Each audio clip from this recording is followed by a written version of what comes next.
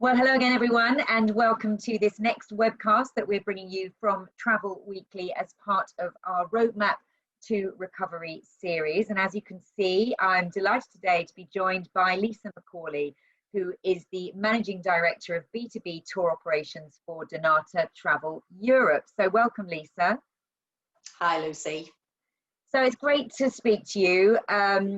Because it's been a while, actually. We had to write some stories a few months ago around your business. It was a very difficult time for you, Lisa, and I know you've not really been able to talk since then because you've had a period of consultation with your staff.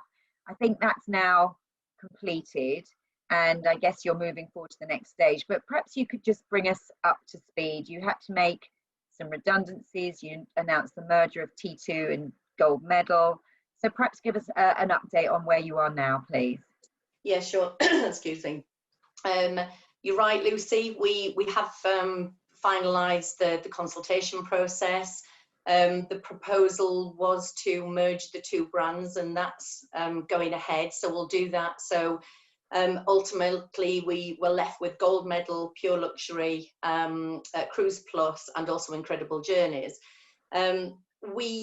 We made the announcement on the 18th of June internally with respect to what we needed to do, and that was part of cost-saving measures that were across the entire Dnata travel group in the UK. It became apparent very quickly to us, March, April time, that revenues were taking a significant impact. And actually, we'd probably felt the impact earlier than most, even back, I would say, as far as late January, really, because of the cruise market in Asia. So, we'd seen a raft of cancellations from the beginning of February, and it was just getting bleaker and bleaker, really. So previously, I myself, on joining the business, and my predecessors, I know, had looked at merging the brands previously, ever since the brands were acquired, really, and brought together. And we were always asking it, weren't we? We were always asking, will you bring them together? And you always said no. Yeah. No, and it didn't. It was, I was even quoted as saying it would be commercial suicide to do so. And actually, I think I might have written that. I think you did write that. Thank you. So, listen, I said it because the reality was, in any normal world, we wouldn't have needed to do it. They were both highly profitable businesses. They had morphed into each other a little bit more, I would say, over the last few years. But in any normal trading period, the complexity of trying to undertake something like that would have been way too disruptive for you to potentially have even tried it. So the COVID impact started, and it's almost as if you've just got a pause in your entire operation. And then it becomes apparent very, very quickly that you have to take cost out of the business as fast as you can, really. So we then revisited the potential to merge, and felt that actually there were very few other alternatives for us to do so. And we didn't want to close down either one of the brands. Yeah. I mean, just to take it back a bit, you said you felt the impact, from January because of Asia. But even prior to that, you were so hard hit by the Thomas Cook failure. Were you still recovering from that to an extent? Because I know you had you'd brought in people, hadn't you, to look at the business and do a whole sort of review of the business. I think PwC were in there, and they were looking at your business. So what were they doing? And you're saying that actually the T2 Gold Medal decision wasn't part of that. That was only brought about by COVID. So the PwC review actually started, I think it was December time, and they came in to review the entire portfolio. And that wasn't just in the UK, that was across the entire group. And actually, there were areas of the organisation that said, okay, we need to do a deeper dive in here. But actually, for GM and T2, it was a no, if it's not broken, we don't need to fix it. And actually, coming out of Thomas Cook, and I've said this before, but yes, it was an impact for us because they were a partner in the fact that they sold our holidays, more so Gold Medal, but also Cruise Plus. but actually they were a competitor to us. So they were a classic frenemy, if you like, friend one day, enemy the next. Right. And what they had done is they'd driven the market quite low to everything that was traveling west, so to North America, in an attempt to put bums on seats. So actually their selling prices were really, really low, and us as a competitor were having to go in and match those prices. So we had proactively started to dial down our distribution with them anyway. And some of that was born out of their strategy because they wanted to bring more in-house. And some of it was the reality of, there was concerns over how Thomas Cook would play out. So yes, we took a hit like many others in the industry, but actually post collapse, operationally it was such a challenge. And actually you look back now and think, really, that was a walk in the park compared to what everybody's going through right now. And you really can't believe we're saying this, but it was. But actually what it enabled us to do was there was a little bit more discipline in the market from a price point perspective. So actually your margins were better. And that wasn't just us. I think, a number of us felt the benefit of that. And it sounds awful saying that you benefit out of somebody else's collapse, but that's just the brutal reality of the commercial world. Somebody else's failure, somebody else's opportunity. So, but actually the recommendation still at that point was, again, T2 and GM not broke, so we don't need to fix it. But they both had quite heavy cost structures behind them as well. So, and that's okay if you're trading okay. If you're not, then it would be remiss of me not to have a look at bringing the two brands together. Okay. All right. And then in terms of, obviously it's impacted a lot of people's jobs. You had to close an office in Glasgow.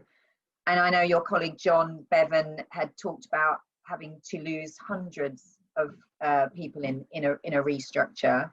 So I guess my question is that now it in terms of redundancies? Because obviously this was announced in June. We then had July where everything started to pick up a little bit. You started selling things again. And then, of course, we had the quarantines imposed and things fell apart again. And I know John's been quoted as saying he wished he'd never started selling holidays again. So has the decision to close the T2 office, etc., is that enough, or could we see more restructuring from you? It's interesting, Lucy, because I was asked this question, exactly the same question internally at a staff briefing yesterday.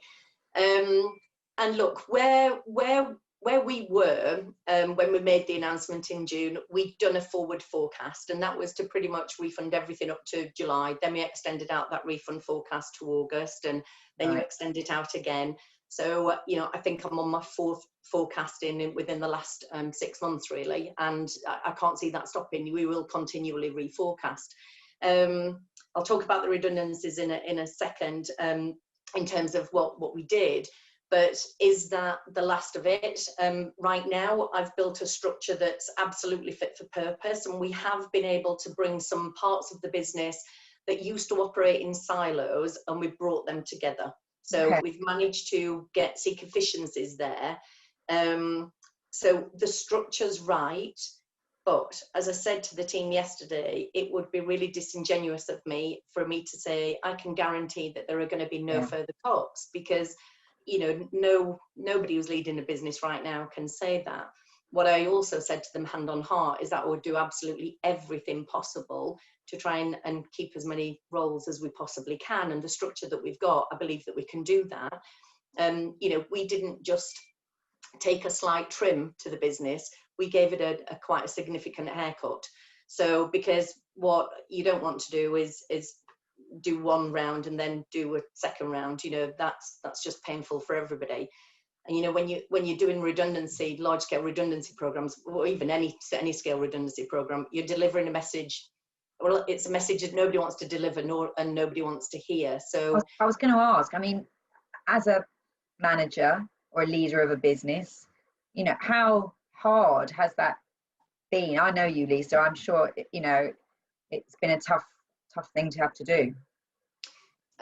It was horrendous, Lucy. And look, you've had you brought somebody to tears already, I think, in the last couple of weeks within, you know, I've seen the emotional recordings that there's been, and there have been times where I've just, you know, it's been really, really, really tough, and, you know, you're tough on yourself as well.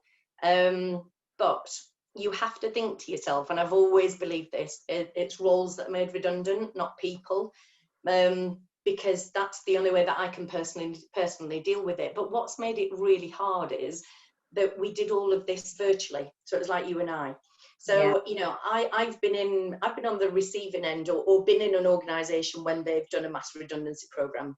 It was twice whilst I was at Avis, and I sat in the room while the then leader mentioned, you know, talked us all through what was required and what was necessary to do. Now, if you're announcing it to a room, you can read the room, and you can gauge people's emotions, and you can then address that. You're doing it on a camera, you're doing it via video, and nobody's got their cameras on. What I would say is the employee representatives, honestly, Lucy, they were exemplary in the way that they held themselves, and actually that kind of transparency between both parties. And don't get me wrong, it didn't start like that, because obviously there's a lot of raw emotion going around, but I said I didn't want to compromise the integrity of the consultation process. So that's why you kind of go dark from a trade press point of view, and also a partner perspective, because my priority at that point was just making sure that you run the process as smoothly as you can, so that I can go to bed and sleep okay, and that actually, you know, you're trying to disrupt people's lives as little as you possibly can. Yeah. And did it slightly help that Hayes suddenly swooped in and said they were going to increase or set up their tour operation in Glasgow? Because I believe they've managed to pick up quite a few of your former employees, your T2 employees. I mean, does that make things a little easier that, you know, a lot of them have got employment? Well, I think, you know, when we announced our plans, I think JTA made an announcement, TaylorMade made an announcement, and look what happened to TaylorMade, and then John made an announcement. But before John made an announcement, I got a call from him.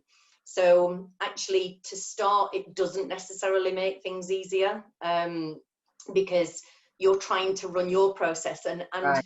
You know, the purpose of a consultation process is to get counter proposals. So, you know, we put the proposal forward, and then it genuinely is, okay, but look, if you guys can see an alternative or a counter proposal, then propose that, and then we can consider it.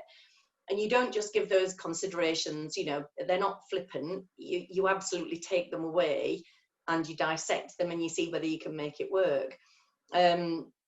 So, and there's a time period for that. So actually, whilst there's a lot of noise going on around other people potentially stepping in, it didn't necessarily help me really in the early part, and particularly because now in hindsight, we probably went with our plans quite early on in all of this. I mean, since we announced, obviously we've seen company after company either go to the wall or announce similar programs.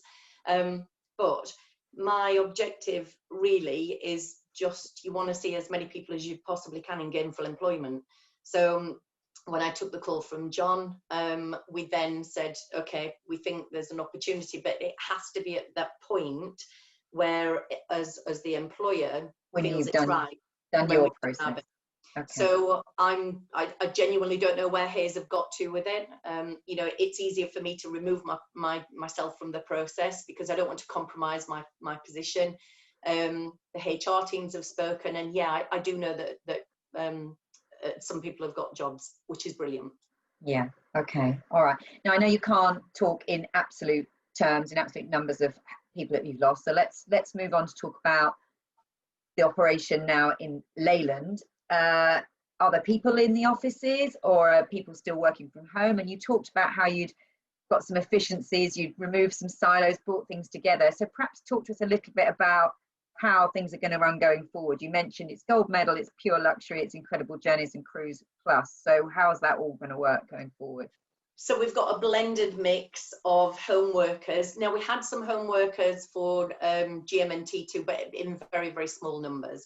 So we've with respect to the guys in Glasgow, we put forward a number of home working roles to retain your top talent, Lucy. So, you know, we've got over 30 home worker roles in, you know, sales functions. So they've moved to permanent home working. And they're in Glasgow. They're Glasgow-based people, yeah. Yeah. And so, you know, the agents will know them by name. It's people who've been there and agents love talking to, and it's all the usual suspects. And I can't call one out, because if I call one out, I'll get into trouble. Call 29 more. Yes. Yeah. Now we do also have some home workers. This would be in a normal, again, a normal scenario. We would have home workers in gold medal, but as I said, only to much smaller numbers.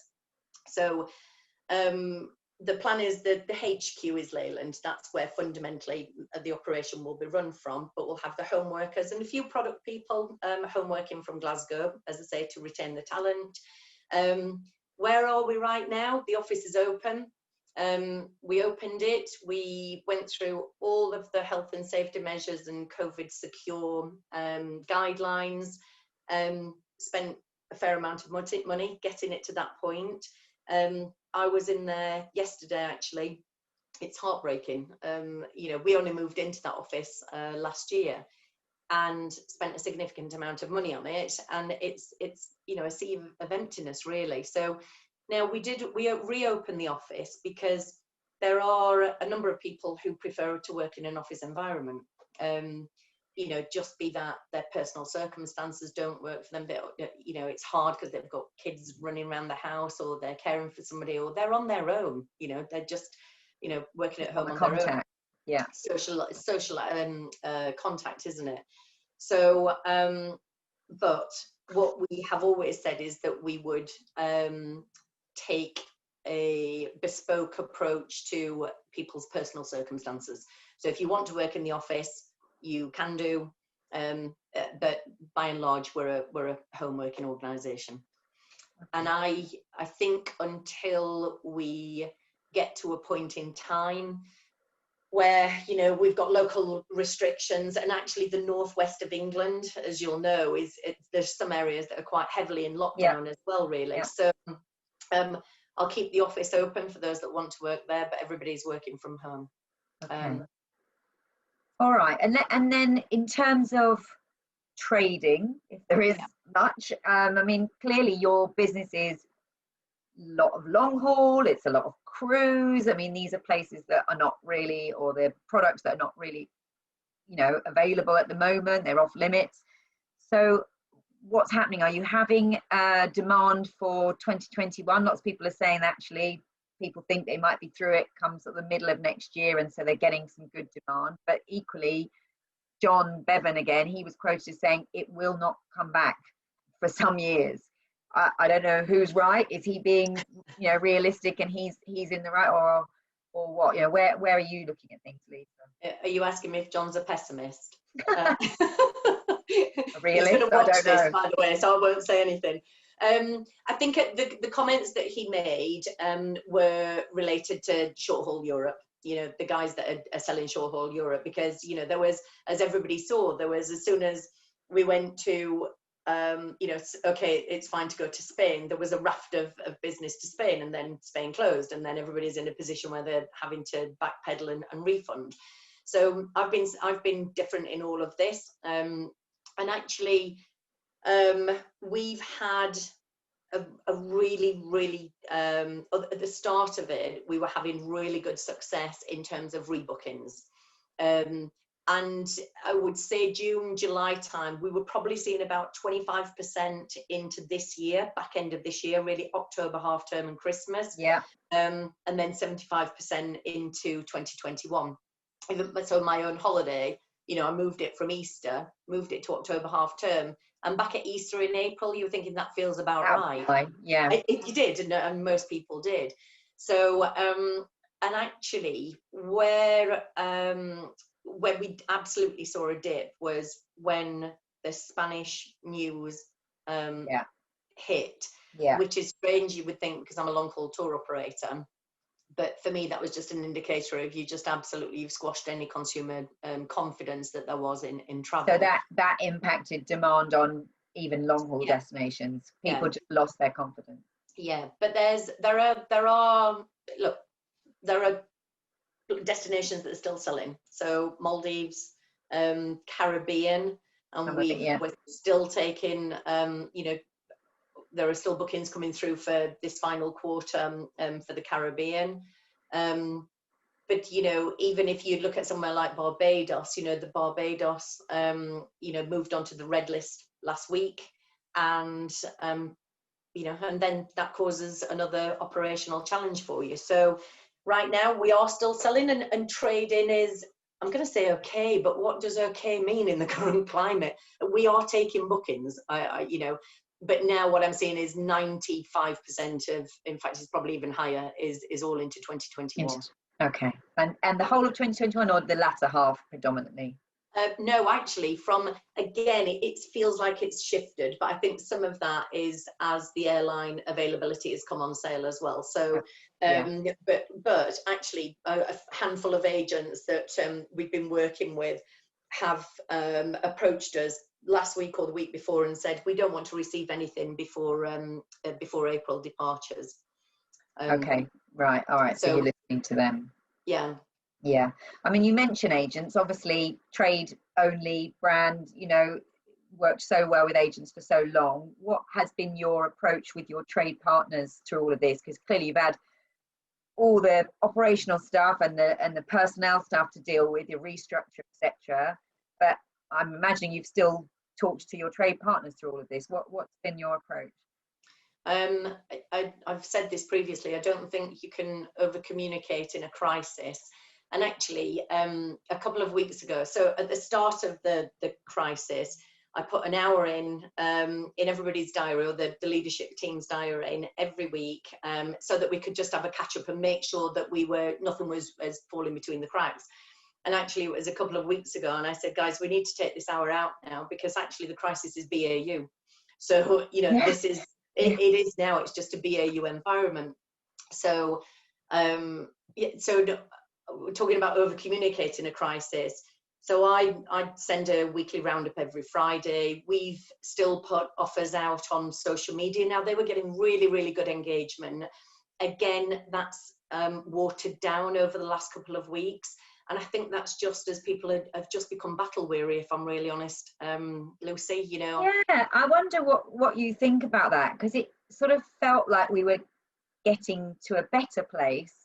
And then, of course, I know they talk about the second spike, whatever, but it does feel like people feel we're going backwards again. And sounds like you're seeing that as well in terms of your, you know, agents, partners, or the, you know, the sort of tone of things out in the market. A good barometer for me is really the call volume that comes into the contact centre. Was it last week or the week before when Boris made an appearance on the Tuesday and spoke about the restrictions potentially being in place 6 months. 6 months. And actually, you know, from then onwards, and that day, the following day, call volume just went. And I think that's people just taking a step back and just really trying to, you know, get their head around how they're going to manage their business going forward. And you know, we've seen enough, you know, enough coverage with respect to the damage that it's having in the industry. So, yeah, I can't remember what we're talking about then. Trading. Oh, so communicating with agent partners. It was about the trade and I guess my question will be, and you can come on to it then, is, you know, if people are feeling a bit like battle weary, and you're saying the call volumes have slightly dropped and it was sort of okay, but you can definitely detect a slight drop off. What do we do? And I ask you because you used to be an agent, Lisa. I know it's a little while ago, but you're so close to the trade because it's your lifeblood, isn't it? That's your business. You need trade. So what is your advice to people to get through this, you know, to come out the other side still fighting? I have to say, just Nick, Colin and Karen have done a phenomenal job, along with, and again, I'm going to name drop, and I'm not going to be able to mention anybody, but I think of Matt Greenwood, who's just been brilliant on social media. So I think that communication piece, but we've got to be realistic. Now, we can pump as many offers as we want into the market, but if the demand's not there, the demand's not there. So we've almost taken a consultative approach and try to have a nuanced conversation rather than a blanket approach to everybody. So previously, we've probably, we've been accused in the past of being too big. We were never too big to care, but I get where people were coming from, because it did impact our ability to pivot and be agile, speed to market. We don't have that problem now. So, we have got time to talk to people on an individual basis about what they need. And I would say the vast majority of conversations that certainly I'm involved in, and the feedback that I'm getting from Nick, is that people are thinking, they will come out of this the other side. But I also completely understand when people are having a really bad Thursday or a really bad Tuesday because something's happened to them. And that's just how we have to roll with it right now. Nobody has there's no magic bullet in any of this, is there? And how much do you think things will have to change?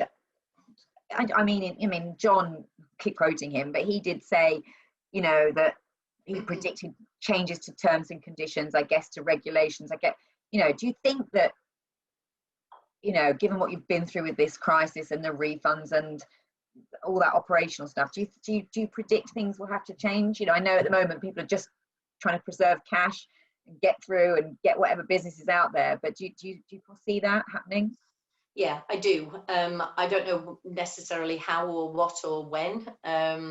I think there's an element of, we said post Thomas Cook, didn't we, that tour operators were going to look at taking customer data directly with no intention whatsoever of marketing to them. Certainly I wouldn't, but it just makes operating in a crisis or when people fail, it makes your operation easier to run. Smoother, yeah. Smoother. And you've got to think about this from the customer's perspective. The customer, the advice is, look at who your tour operator is on your ATOL certificate. I know a lot of people that wouldn't have a clue what to look for. They wouldn't even know whether they've got an ATOL certificate or not. So, if we have the customer data, so that was post Thomas Cook, there was a lot of talk about that. And I think one of the other things that we will see is that, tour operators take in payments directly, which is something that the cruise lines do. That's common practice really with a lot of the cruise lines. And the agent's still receiving commission, the partnership will still be there. Now that obviously will have an impact on their cash flow, and I'm not saying this is something that we will do, but I can understand why there will be benefits to both parties for doing that. The risk is limited on the tour operator's side, and actually potentially it means that the agent won't have the stress and angst when they're not in a position to refund, because the tour operator that they're dealing with has taken a stance on refunding. And that's been the cause of a lot of the consumer angst, hasn't it? Because they've not understood actually where their money is. They've given it to the travel agent. Travel agent doesn't have it anymore. They're angry at the travel agent, but it's gone further up the chain. So I guess that would move that ambiguity over on the behalf of the consumer who just doesn't understand how our industry works. Yeah, and I think we've already heard and had conversations with some people that are saying they won't dynamically package as much, and actually I think there was an article about that as well. So, and I get that, which then as a tour operator you then think, okay, so because that's my stronghold, so that presents an opportunity for you, and with Cruise Plus as well, because that was all about you taking a cruise and putting it together with different elements to offer something very unique that you could offer to your agent partners. So do you see that? I know we're in the difficult bit, but you see that being an opportunity in the future? I do, yeah. And I think that's the thing, we're still in the storm at the moment, and it's quite easy just to just to get drawn into the detail of the day-to-day. But that's where I think everybody needs to lift their heads up and say, right, okay, we know we've got to live with this for some time. There's talk of vaccines. I was on listening to somebody earlier this week. There was talk of the potential 3 front runners for a potential vaccine, potentially this side of Christmas. But what I've also said is that optimism isn't a strategy, right? You can't just sit there and hope, because it doesn't matter how much you wish something to happen. That's just not the way to run a business. And does that hold true for any hopes that the government will step in and help our sector? They haven't so far. I think it's highly unlikely that they will do, that they'll step in, and I would never plan, and I haven't planned, and I haven't forecast for receiving any further government support post the end of furlough. So actually the JSS that was announced, it's nowhere near as good as furlough. I can potentially make it work. I'll have a look at it. Yeah, but I genuinely can't see us getting sector-specific support. Okay. So I'm not banking on it. Yeah, and you've not banked on it. Exactly No. that. Exactly No. that. So in terms of, you're sending deals and things to agents, but you're modifying that. You're not bombarding them if the demand's not there. But in terms of sort of new brochures, new product, I mean, is that all happening behind the scenes, ready for when the demand comes back? Just in terms of what agents might be able to look forward to. Yeah. Just give us an idea of. So the first thing for us is to, I guess, communicate where we are in terms of the merger. And the way that I'm looking at this is we're bucketing agents into 3 different segments, if you like. So we've got the guys who were T2 loyal advocates, T2 only, your GM only, and then you've got your GM and T2. So we have to do it. People are quite loyal, aren't they? To the brand they like. Yeah. Yeah. And actually, to be fair though, Lucy, there's a loyalty to the brand. Yes, actually, it's a loyalty to the people. And, so that rings true as well. So I think the home workers that I've got in Glasgow and the GM team, the res team, they're going to be integral to us moving forward to ensure that agents move with us as well. So the communication to the agents will start in earnest, really, with respect to the merger and what the next phase of the proposal is. So we're doing all of that. When will that start, Lisa? Sorry. That'll be this week, literally this week. And then behind the scenes, the product and commercial guys, and they've come together with the sales function, with the reservation centre. So that's a trading division now. They're working much closely together. So that's one of the areas that I mentioned earlier that we're operating in silos, and we brought them together. So that will absolutely help us improve the speed to market. Now, on brochures, I had a long debate about this. Now, Gold Medal normally launches a raft of brochures in December with a big campaign attached, and T2 drip feeds its brochures into the market. So the decisions that we took in April, which is when you would start really to look at your brochure planning for December, back then we were going, okay, does it feel right now to launch brochures in December? In April, yeah, okay. So you back then you might have thought that was okay. And then you go, no, it's not the right thing to do. So because we've had every piece of feedback from obviously stores not opening, so I don't need brochures, to send me digital only, to actually my store's open, but I don't think customers want to pick up brochures because they're worried about contamination and all of this kind of thing. So again, we said, okay, no brochures in December. So the plan currently, Luce, is that in April we'll go with 3 brochures. We'll have the worldwide brochure, which will incorporate incredible journeys as well. And we'll have the Cruise Plus, and we'll have luxury. And then what we plan on doing is having mini logs throughout the year, depending on where selling well, what offers we can pull together and what the demand looks like. So trying to match the brochure to the market, if you like. But the plan is to have 3. They will be, the mini ones will be printed. They're not just digital. Yeah. And at the moment, the idea is that the main brochures and the mini logs will be printed. But honestly, who knows? So I mean, I'm interested that you're even planning that, because some people are saying we're not going to do brochures at all. It's all going to be digital.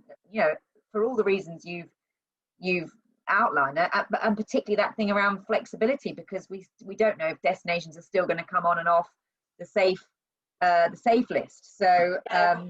We did some research, and it's probably a year or so ago, or it's definitely a year or so ago. The last few months have just merged into it's a strange world we're living in. but it was probably a couple of years ago now then, thinking about it. And actually agents want brochures, and it's not just that agents want brochures, they're telling us that customers want brochures. Now, whether they're actually using those brochures to choose a holiday is a different matter or not, or whether an agent's, it's a takeaway because this is what you've booked. I think it's more likely to be that. But brochures are, you know, they're a high cost to an organisation. Yeah. At a point when you're looking at keeping your costs low, it is something that you need to consider. But again, with both GM and T2, we used to produce annually, I'd have a brochure portfolio of, I think, 26 brochures. Wow. So now with one brand, you go down to 3 brochures. So you can just see there the amount of cost that you've taken out of your business. Saving. Yeah. Okay, all right, well that's great. I mean, and it's good because I think we want some normality back. I mean, that's why we brought Travel Weekly back in print. Same reasons. Travel agents still wanted to see it in print. So so it's great to know that you're doing that. All right, Lisa. Well, listen, we're probably at the end of our time. I mean, you and I could chat for a long time. But I'm really grateful for you coming on and talking about it. I know it's been a really difficult time for you, and I know you said there you've gone a bit quiet, and we understood that, but we're really grateful you've come in and spoken so candidly about what you've been through, and we just wish you all the best with everything that you're doing going forward, and keep us posted. Thanks, Lucy. All right, thanks, Lisa.